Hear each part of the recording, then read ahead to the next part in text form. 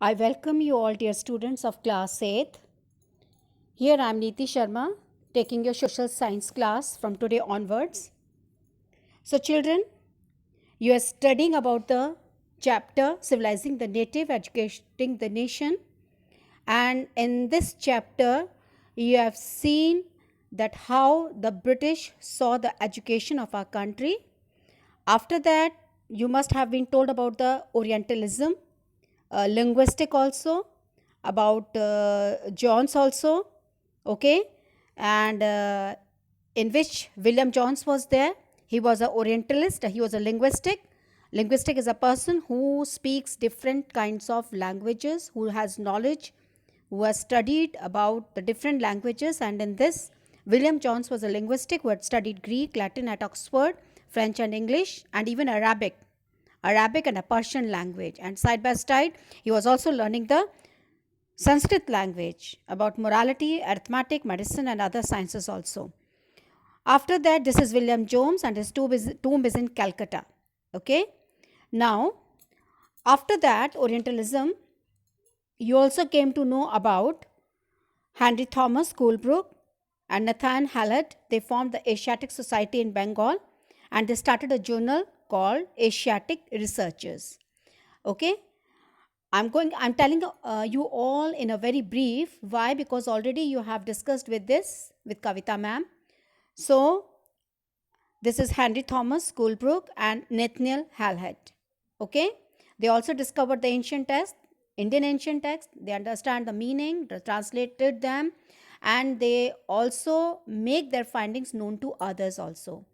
And they believed that this only would help the British learn from Indian culture. Side by side, it will also help Indians to rediscover their own heritage, and they will be able to understand the lost glories of their past. Okay. तो उन लोग का कहना ये था, ये orientalist थे, उनका कहना ये था कि इससे ब्रिटिश को ही नहीं मदद मिलेगी। अगर हम लोग इंडियंस की वेदास को, उपनिषद्स को, एंशियंट टेक्स्ट को पढ़ेंगे, उनको अगर हम ट्रांसलेट करेंगे इंग्लिश में, तो it's not only going to help the Britishers also to learn about the Indian culture side by side, it's going to help the Indians also in one way. How it's going to help the Indian people? Because in this way Indians will rediscover about their own heritage. Indians को अपनी पुरानी heritage के बारे में पता चलेगा, और साथ ही साथ अपनी जो लॉस्ट ग्लोरीज है, जो पुरानी चीज़ें जो हम खो चुके हैं, जो पुरानी अपनी जो ग्लोरीज है वो जो पास्ट की, जो हम भूल चुके हैं, उन लोग को फिर से याद आएगी. इस प्रोसेस में ब्रिटिश जो है क्या बन जाएंगे? They will become the guardians of the Indian culture as well as its master.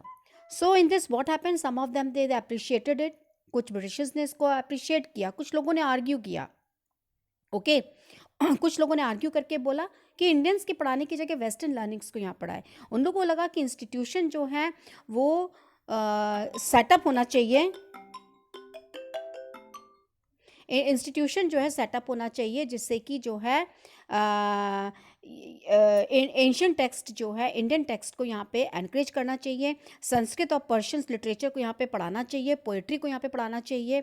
और ऑफिशियल्स को, उनको ये भी लगा हिंदूज़ एंड मुस्लिम्स को जो है वो चीज़ पढ़ानी चाहिए जिससे कि वो फेमिलियर हैं, ना कि साथ ही साथ जिसको वो ट्रेजर्ड करते हैं. ट्रेजर मीन्स अपनी चीज़ों को सब जो है ट्रेजर करते हैं, तो उनको वो चीज़ पढ़ाना चाहिए, ना कि वो सब्जेक्ट पढ़ाइए जो उनके लिए एलियंस हैं. एलियंस मीन्स जिसके बारे में वो जानते नहीं है, ब्रिटिश के सब्जेक्ट लोग. तो उनको ये लगा, they believe that this could the British hope that they are going to win the place in the heart of the Indian peoples, and side by side they are going to be respected by the people over there. So with this the object जो मदरसास में चल रहे थे, मदरसास means पहला मदरसास जो आपको दिखाती हूँ मैं यहाँ पे सेटअप हुआ था. मदरसास, it was set up in Calcutta in 1781 and it was to promote the study of Arabic, Persian and Islamic law. मदरसास में पढ़ाए जाते थे. ये आपके जो है मदरसास जो इस्लामिक लॉ के बारे में पढ़ाता था. हिंदू कॉलेज जो है कहाँ पे सेटअप हुआ था? बनारस इन 1791. और वो एनकरेज करता था एंशियंट संस्कृत को, जो कि यूज़फुल होएगी कंट्री के एडमिनिस्ट्रेशन में. And not all official share the views, many were very strong in the criticism of the orientalist. लेकिन कई लोग इस ओरिएंटलिस्ट के व्यूज़ को, ठीक है, कूलब्रुक, विलियम जॉन्स नेथेनियल के व्यूज़ को कई ब्रिटिशर्स ने क्रिटिसाइज़ किया था। ये देखिए Hindi college eight Banaras, okay, आज भी जो बनारस हिंदू यूनिवर्सिटी है वो इसके लिए ही फेमस है, सबसे पुरानी यूनिवर्सिटी है।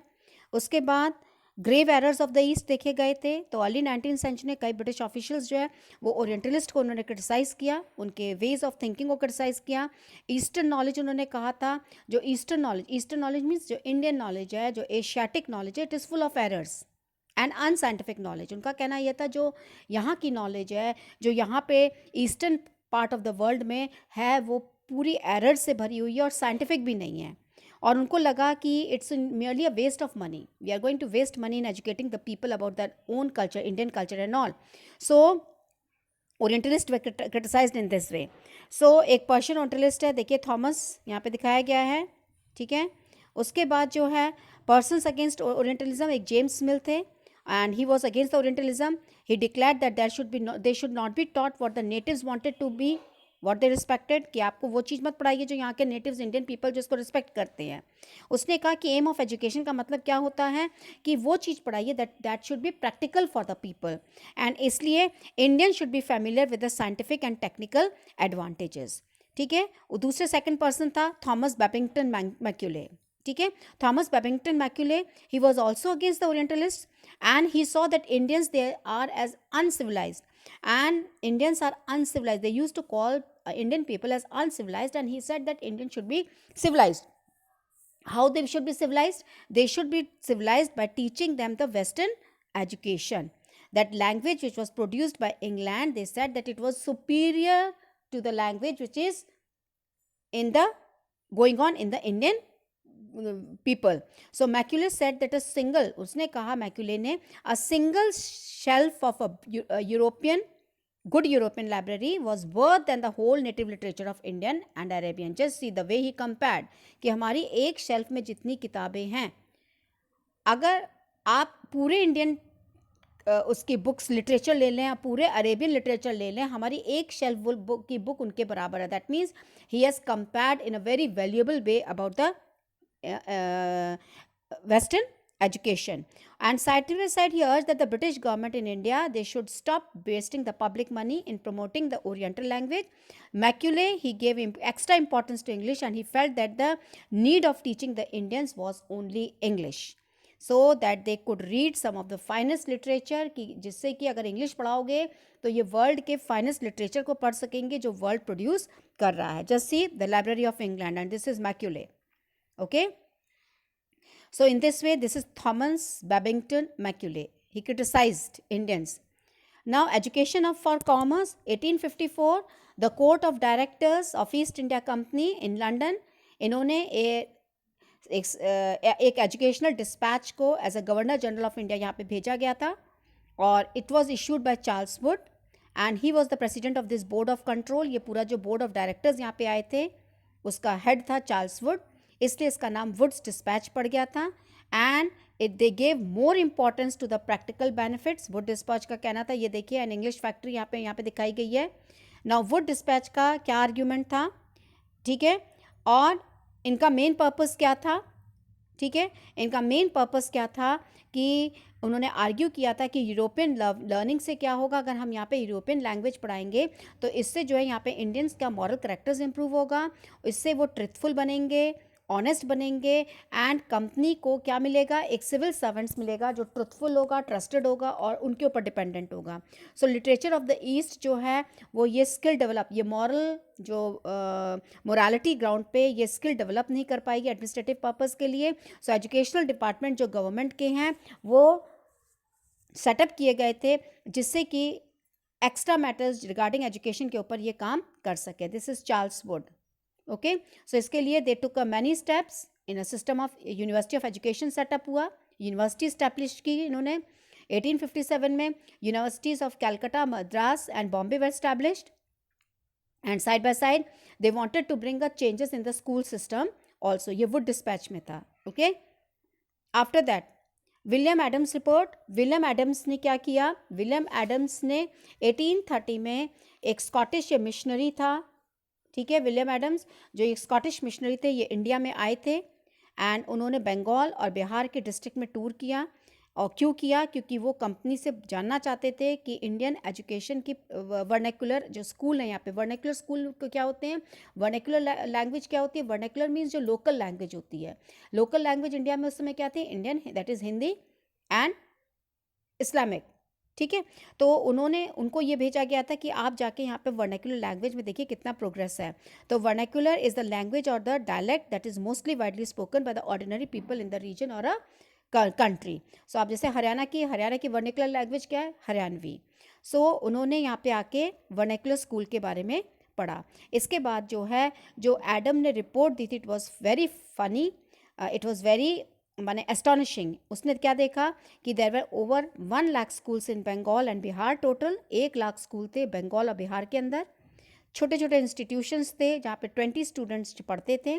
टोटल नंबर ऑफ चिल्ड्रन जो इन पाठशालाज में पढ़ाए जाते थे, they were over 20 lakhs and these schools were set up by the wealthy people और the local community people. Local schools जो हैं ये किसने सेटअप किए थे यहाँ पे? माने कोई ऑर्गेनाइजेशन नहीं था। जो अमीर आदमी होता था वो स्कूल खोल देता था, या लोकल कम्युनिटी के लोग होते थे वो स्कूल खोल देते थे। तो कोई प्रॉपर ऑर्गेनाइजेशन यहाँ पे नहीं था स्कूल को चलाने के लिए। आफ्टर दैट जो है, उसने पहले देखा पाठशालास में क्या था? पाठशाला क्या होती है? इससे गुरुकुल्स होते। तो उस जमाने में गुरुकुल्स जो थे कैसे थे? ये वेल्दी रिच पीपल या साधु सन्यासी खोलते थे। यहाँ पे क्या था? उन्होंने देखा no fixed fees, no printed books, no separate school building, no benches chairs, no black boards, no system of separate classes were there. कोई रोल कॉल नहीं होता था, कोई एनुअल एग्जाम्स नहीं होते थे, कोई टाइम टेबल नहीं था। उसने ये चीज़ें पाई, ये कमियाँ पाई यहाँ के पाठशालास में, गुरुकुल्स में। आफ्टर दिस जो है, उसने देखा कि यहाँ पे जो समटाइम्स ये क्लासेस जो है वो कभी बनियन ट्री के नीचे, पीपल ट्री के नीचे हो जाती थी। कई प्लेसेस में देखता था वो गांव में जो है कॉर्नर में या दुकानों के अंदर या टेम्पल के अंदर क्लास चल जाती थी, या गुरु के घर पे चल जाती थी। फ़ी स्ट्रक्चर उसने देखा, फ़ी वॉज डिपाइड, जो स्ट्रक्चर था वो लोगों की इनकम, पेरेंट्स की इनकम के ऊपर डिपेंड होता था। जिसके पास ज़्यादा होता था उनसे ज़्यादा फीस है, जिसके पास नहीं है उससे नहीं लेते थे या थोड़ी फीस लेते थे। रिच पीपल को यहाँ पे ज़्यादा फीस देनी पड़ती थी in comparison to the poor people. After this देखिए ये लोकल स्कूल होता था, ये लोकल स्कूल वहाँ पे पाया जाता था उस ज़माने में। उसके बाद यहाँ पे गुरु कैसे पढ़ाते थे इनमें? अब गुरु के पढ़ाने का तरीका देखिए, टीचिंग वॉज ओरल, माने वो बोलते थे, बच्चे सुनते थे और बच्चे भी उनके साथ रिपीट करते थे। गुरु डिसाइड करता था क्या पढ़ाएंगे आज, ठीक है। साथ ही साथ वो स्टूडेंट्स की नीड के अकॉर्डिंग पढ़ाते थे। स्टूडेंट्स जो है they set at one place only, एक ही जगह सब बैठते थे, सारी क्लास के बच्चे एक जगह बैठते थे। लेकिन गुरु जो है interacted with them separately interact करते थे with the groups of children with different levels of learning, and this was suitable for them only, for the Guru it was suitable. जब हार्वेस्ट सीजन होता था, हार्वेस्ट जाना होता है, जब फसल कटती थी उस समय स्कूल बंद हो जाते थे, स्कूल नहीं होता था, क्योंकि रूरल चिल्ड्रन उस समय they use to work with the parents in the fields. So pathshala started once again when the crops had been cut and stored. Pathshala फिर से शुरू हो जाती थी जब फसल कट जाती थी और वो स्टोर हो जाती थी, ठीक है। This was thing, this mean, इसका मतलब क्या है? Even children of peasant families could also study. Okay, so this much is enough in this video, and in the next video I'm going to continue further.